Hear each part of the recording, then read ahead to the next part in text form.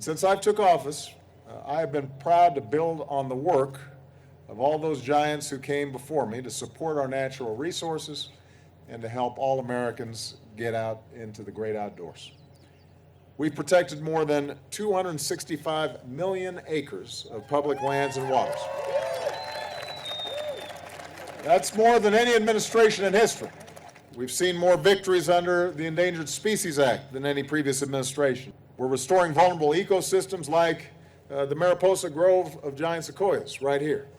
We've designated new monuments and historic sites that better reflect the story of all our people. So along with those famous sites like Gettysburg, we can also see monuments to Cesar Chavez or Pullman Porters in Chicago.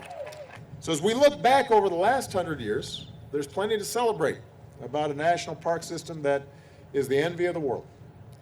But when we look to the next century, the next 100 years, the task of protecting our sacred spaces is even more important.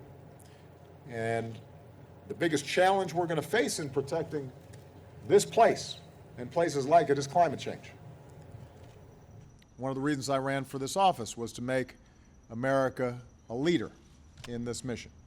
And over the past 8 years, we've done just that. In 2009, we salvaged a chaotic climate summit in Copenhagen, establishing the principle that all nations have a role to play in combating climate change. And at home, we led by example with historic investments in growing industries like wind and solar that created a steady stream of new jobs. We set the first ever nationwide standards to limit the amount of carbon pollution that power plants can dump into the air our children breathe. From the cars and trucks we drive to the homes and businesses in which we live and work, we've changed fundamentally the way we consume energy. Now keep in mind, the skeptics said these actions would kill jobs.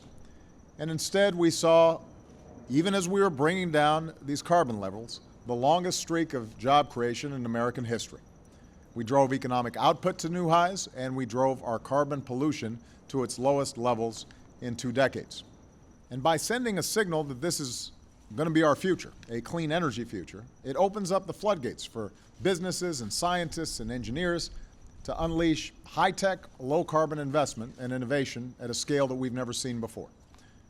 So this gives us the best possible shot to save the one planet we've got. That's our most important mission, to make sure our kids and our grandkids have at least as beautiful a planet, and hopefully even more beautiful than the one that we had.